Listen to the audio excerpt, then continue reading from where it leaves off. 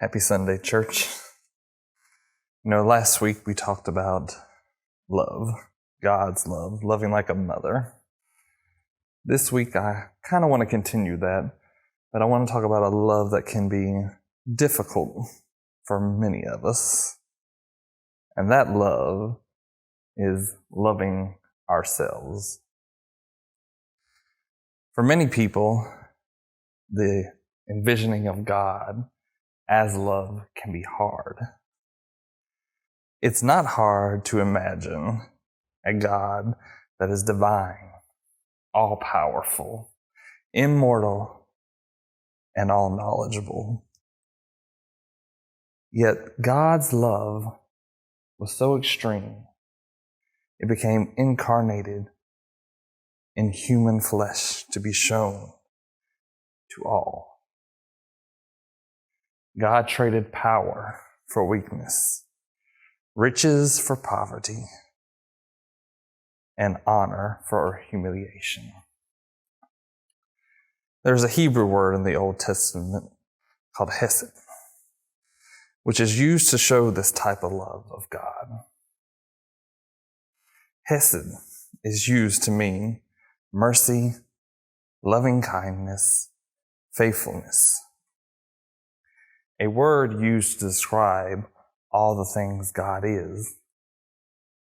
Yet we have such a hard time seeing God this way, and we really can't see ourselves that way.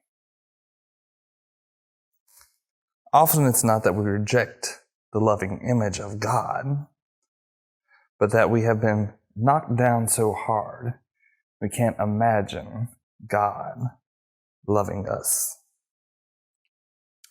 Somewhere along the way, we were told, you have to act this way.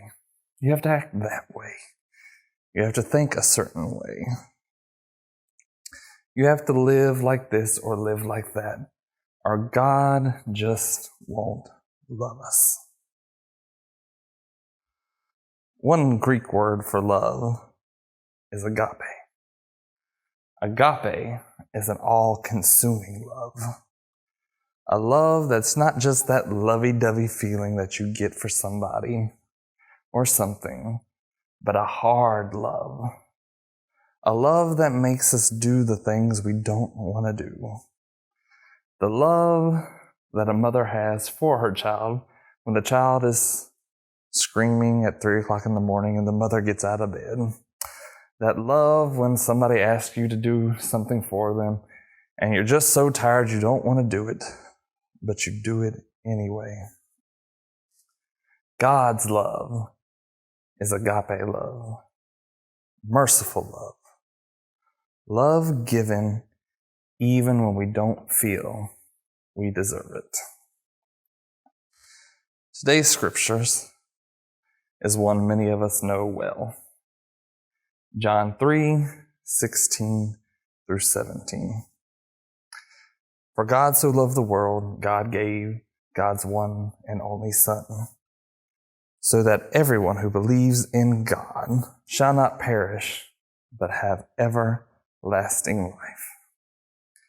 God did not send God's Son into the world to judge the world, but to save the world through him. Let's break down verse 16.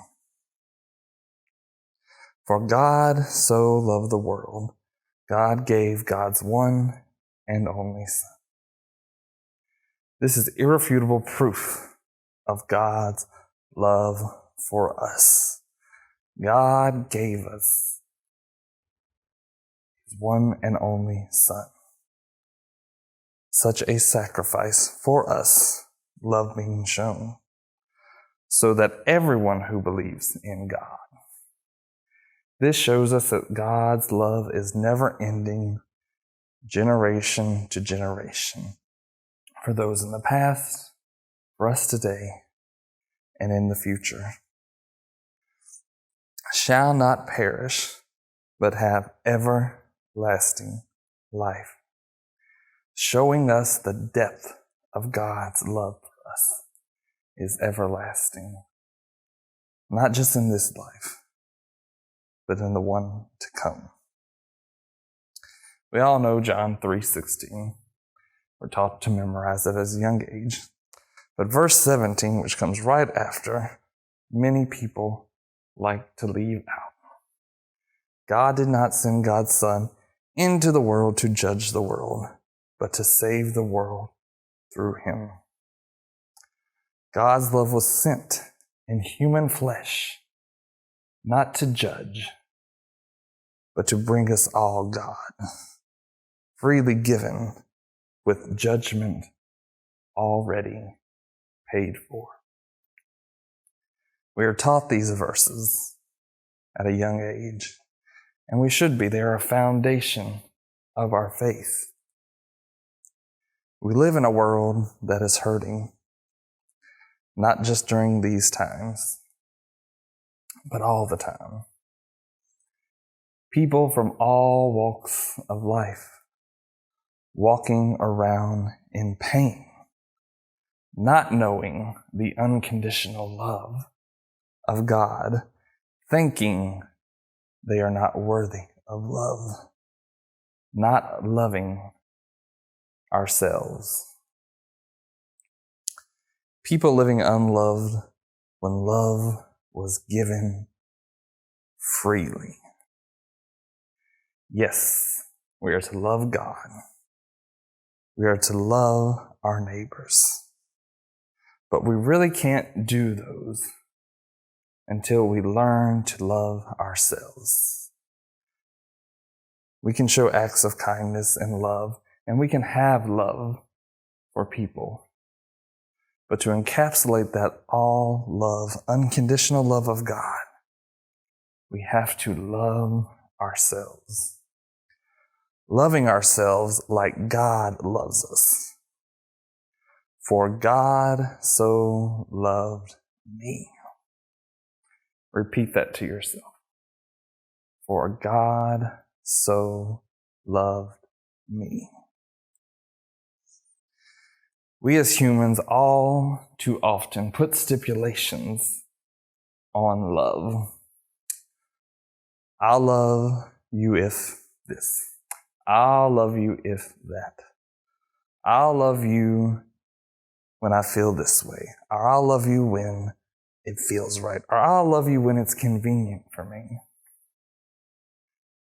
And also, I'll only love myself when I've reached this goal. When I feel like I've accomplished this. When I get to this point, I'll love myself. And these are a reason why so many feel this way about God's love. In this life, we are all exposed to harm. Being loved by each other opens us up to being hurt and hurting others.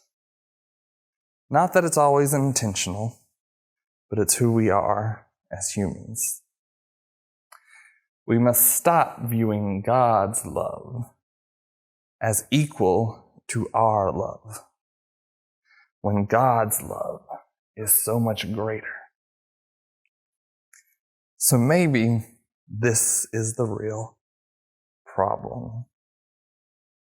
We need to really start loving ourselves, loving the people we are, the person God created.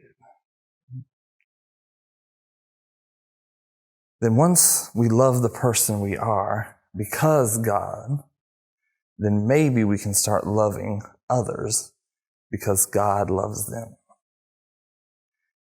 And we love them because God loves us. All love is connected through God and because of God. And that is something we should be excited about. Just imagine all that love going around. With all that love going around, loving God and loving our neighbors, maybe we'll be the church that God intended us to be. not just the church God intended us to be, but the creation God created us to be.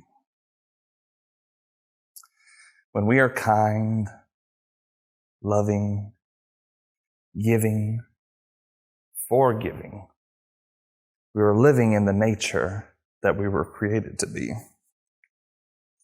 The nature of God we should reflect most. Loving like God is living like God. Our nature should reflect God's nature, so that this hurting world may start to heal. Where evil abounds, our love should shine. One of our greatest gifts is the ability to receive love. May we receive it. May we share it. May we be it. May the love of God fill us all so much it pours out onto others. May we pour that love on the wounds of a hurting world that it might heal. Maybe the Beatles said it best. All you need is love. Love, love. Love is all you need. It may not be all you need, but wow, what a place to start from and to grow. And that is being the kingdom. In reality, we're all oddballs and misfits looking for answers. And I came across a quote this week from one of the sweetest spirits of our times. And it's by Rachel Held Evans. And she says, "This is what God's kingdom is like.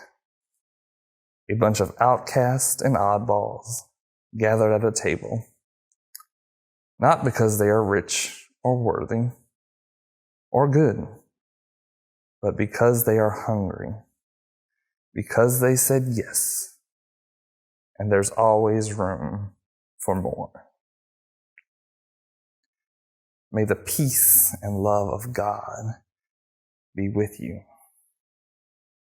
May we love ourselves so we can love God better and love our neighbors better, so that we may be the kingdom that God created us to be. Amen.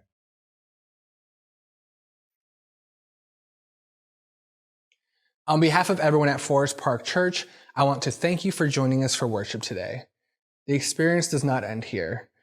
I hope you will engage with us on Facebook and Instagram all week long at Forest Park Roanoke. And don't forget to visit our website, forestparkroanoke.com, for prayer requests, news, online giving, and so many more videos. Have a blessed week.